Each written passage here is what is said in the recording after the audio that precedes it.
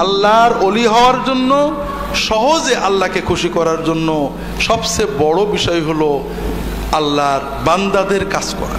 অনেক হাদিস আছে, একটা হাদিস শুধু আপনাদের ছোট্ট করে বলবো। আব্দুল্লাহ ইবনে ওমর রাদিয়াল্লাহু তাআলা আনহুর হাদিস।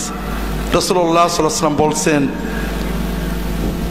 আহাব্বুল ইবাদি ইলাল্লাহি আনফাউহুম, আল্লাহ তাআলার কাছে সবচেয়ে প্রিয় বান্দা হলো যে বান্দা অন্যান্য মানুষের সবচেয়ে বেশি উপকার করে।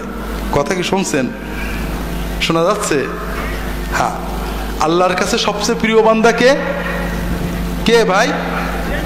যে অন্য মানুষের বেশি উপকার করে। ওয়া আহাব্বুল আমালি ইলাল্লাহি সুরুরুন তুদখিলু ফি কলবি মুসলিম আও তাকদি আনহু দাইনান আও তাতরুদু আনহু শুআন আও তাকশিফু আনহু কুরবা। আল্লাহ তাআলার কাছে সবচেয়ে প্রিয় নফল ইবাদত কি? যে কোনো ক্ষুধার্তকে খাবার দেবে, কোনো বেদনাক্লিষ্ট মানুষের বেদনা দূর করে দেবে, কোনো অভাবী মানুষের অভাব দূর করবে, কোনো বিপদগ্রস্তকে বিপদ থেকে উদ্ধার করবে। এর চেয়ে প্রিয় ইবাদত আল্লাহর আর নেই। ওয়ালা আন আমশি মা আখি ফি হাজাতিল্লাহু আহাব্বু ইলাইয়া মিন আন আ'তাকিফা ফিল মাসজিদি শাহরা।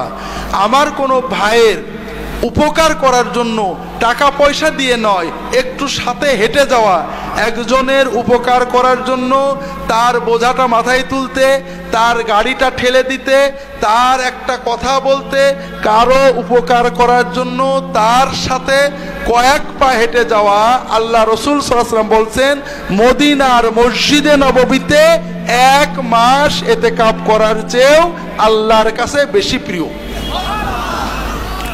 1 মাস মসজিদে নববীতে ইতিকাফ করলে যে সওয়াব পাবেন, একজন মানুষের বোঝা তুলে দিতে, একজন মানুষের উপকারের একটা কথা বলতে, একজন মানুষের বিপদে আপদে সাহায্য করতে কয়েক পা হেঁটে গেলে তার চেয়ে বেশি সওয়াব পাবেন।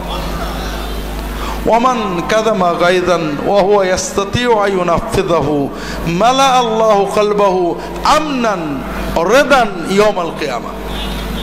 যে ব্যক্তি খুব রাগ হয়েছে, একজন লোক তার কষ্ট দিয়েছে, গালি দিয়েছে, খারাপ কথা বলেছে, জামা ছিঁড়ে দিয়েছে, পা পাড়িয়ে দিয়েছে, রাগ হয়েছে, এমন লোকের উপরে রাগ হয়েছে যার উপরে রাগলে রাগ ঝেড়ে দেওয়া যায়, যাকে গালি দেওয়া যায়, মায়ের দেওয়া যায়, নিজের স্ত্রী, নিজের স্বামী, নিজের ছেলে মেয়ে, নিজের কাজের মানুষ, গরিব মানুষ, রিক্সাওয়ালা, আপনার চেয়ে দুর্বল কারো উপরে আপনার রাগ হয়েছে, প্রচণ্ড অপমান করেছে, বাজে কথা বলেছে, আহত করেছে, যে কোনো কারণে আপনার প্রচণ্ড রাগ হয়েছে।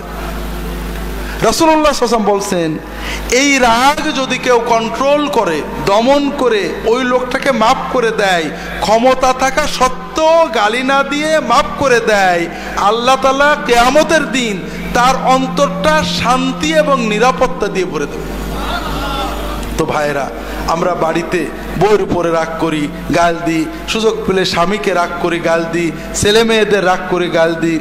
আল্লাহ রসুল সাল্লাল্লাহু আলাইহি ওয়াসাল্লাম বলছেন, না, তুমি যদি রাগটাকে কন্ট্রোল করে মাফ করে দাও, আল্লাহ কিয়ামতের দিন তোমার অন্তরটা শান্তি দিয়ে ভরে দেবে। ওমান মাশা মা আখিহি ফি, কিছু বল।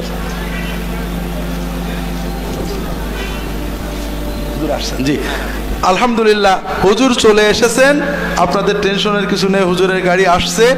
আমি আর বেশি লম্বা করতে চাচ্ছি না। সর্বশেষ যেটা বলেছিলাম, আল্লাহর ওলি হওয়ার জন্য সবচেয়ে কঠিন কাজ, সবচেয়ে সহজ কাজ, সকল মুসলমানকে ভালোবাসবেন, দলাদলি, মারামারি, হানাহানি এগুলো বর্জন করবেন। আল্লাহ তাআলা সবাইকে তৌফিক দান করুন, আমিন।